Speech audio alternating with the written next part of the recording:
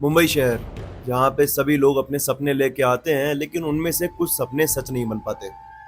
और उसके बाद उन लोगों की परछाइयाँ इस शहर की सड़कों पर भटकती रहती हैं। ये ऐसी एक असली कहानी है, एक प्यार की, जिसका इंतजार तो खत्म हुआ लेकिन जब उनकी मौत आ गई। साल था 1992 का। राघव नाम का एक मिडिल क्लास फैमिली का लड़का, जो एक प्राइवेट जॉब किया करता था और मलाड में रहता था, रोज काम करने के बाद मरीन ड्राइव जाया करता था लोकल ट्रेन पकड़ के, सिर्फ एक वजह से। और वो वजह थी स्नेहा। स्नेहा एक रिच मारवाड़ी फैमिली की लड़की थी, ब्रिलियंट, शार्प, तेज एकदम। लेकिन एक उसमें अच्छी चीज और अजीब चीज थी कि वो बहुत रेबिलियस थी। दोनों की पहली मुलाकात हुई थी एक लाइब्रेरी के बाहर। उसके बाद राघव उसकी दुनिया बन गया और वो उसका पहला प्यार भी था, और वो उसके लिए पूरी दुनिया से लड़ने को तैयार थी।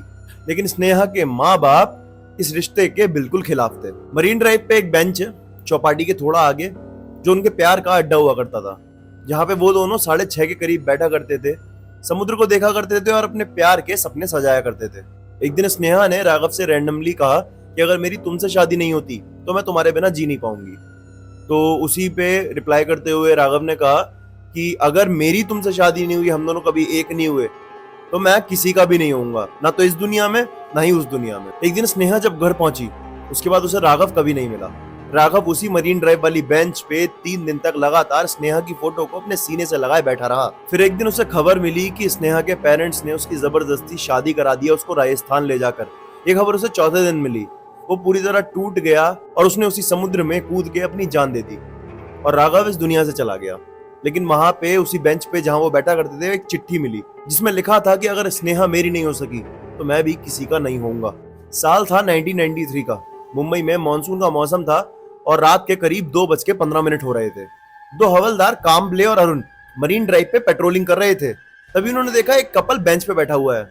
लड़की ने सफेद कलर की सलवार पहन रखी है और लड़का उसका हाथ पकड़ के बैठा हुआ है। दोनों बहुत शांत हैं। लेकिन जब काम्बले उसके पास टॉर्च लेकर गया तो दोनों धुआं बनकर उड़ गए। उसके बाद इन दोनों की हालत खराब हो गई। अरुण ने तो अगले ही दिन जॉब से रिजाइन दे दिया। ये पहला एनकाउंटर था जब किसी ने इन दोनों को ऐसे देखा था।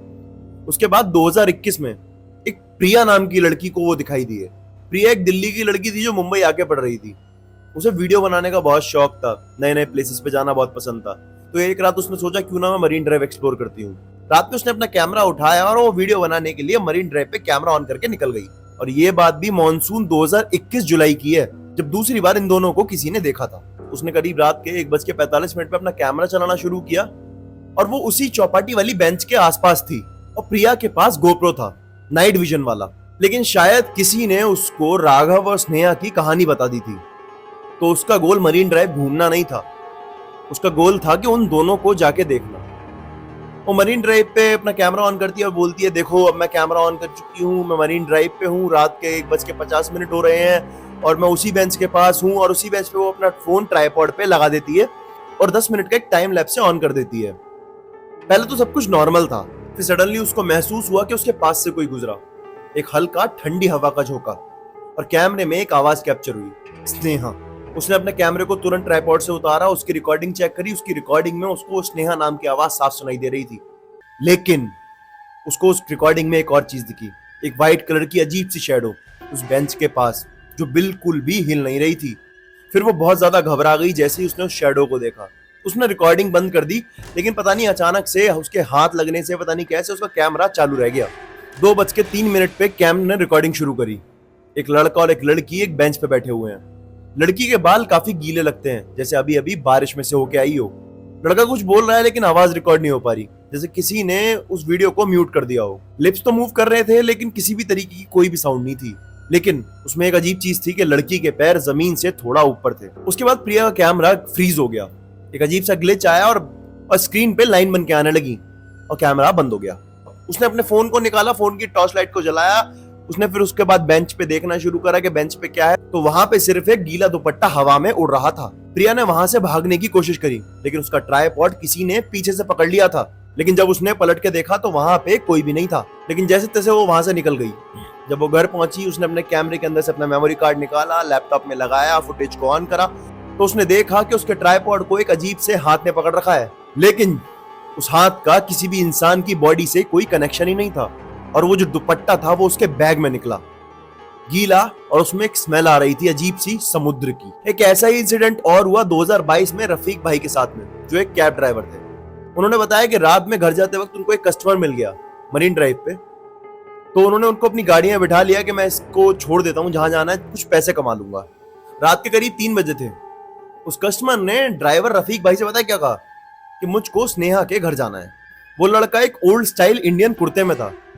जब मैंने उससे पूछा कि वो भाई एड्रेस कहाँ है, एड्रेस तो बताओ, तो वो लड़का गायब हो गया। लेकिन एक सफेद दुपट्टा मेरी कार की बैक सीट पे छूट गया, जिसे मैंने बाद में अपनी कार में देखा। आपको पता है इस स्टोरी को लेकर कुछ पैरानॉर्मल थ्योरीज भी हैं।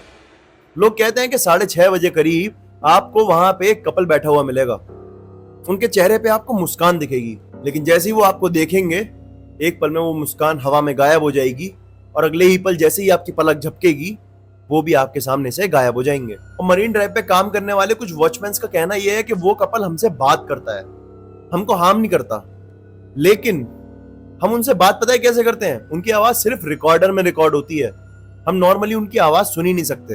लेकिन इन सब में एक अनसॉल्व मिस्ट्री रह गई, स्नेहा की मौत की। स्नेहा की मौत कैसे हुई? सुना है कि स्नेहा ने शादी के करीब 6 महीने बाद आत्महत्या कर ली, अपने ससुराल में उनकी छत पे।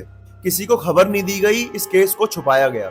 तब से लोग कहते हैं कि राघव अकेला नहीं भटकता मरीन ड्राइव पे, उसके साथ स्नेहा भी होती है। एक अंकल का इंटरव्यू था, महादेव अंकल, जो रिटायर्ड बीएमसी वर्कर हैं। उन्होंने बताया कि मैं 1990 से 2010 तक उस रोड पे सफाई करा करता था। हर जुलाई एक बेंच के पास मुझे ऐसा लगता था कि कोई है। एक दिन वहां पे मुझे एक लड़का दिखा और उसने मुझसे पता एक सवाल पूछा कि भैया स्नेहा आई क्या? लेकिन मैंने इधर उधर देखा कि आवाज कहां से आ रही है। मुझे उस लड़के की परछाई दिखी, पर जब मैं मुड़ा तो वो लड़का गायब हो गया था। अब आप अगर मरीन ड्राइव के आसपास कुछ ऐसा पैरानॉर्मल हॉन्टेड महसूस कर चुके हो तो कमेंट में जरूर बताना। अगर आपकी कोई ऐसी स्टोरी है जो आप चाहते हो कि मैं सुनाऊं या कोई भी टॉपिक मैं कवर करूं तो कमेंट में उस टॉपिक का नाम जरूर लिख देना। उस स्टोरी को मैं सुनाऊंगा अपने चैनल पे आपके लिए। अब मिलते हैं अगले दिन अगली वीडियो में जल्दी।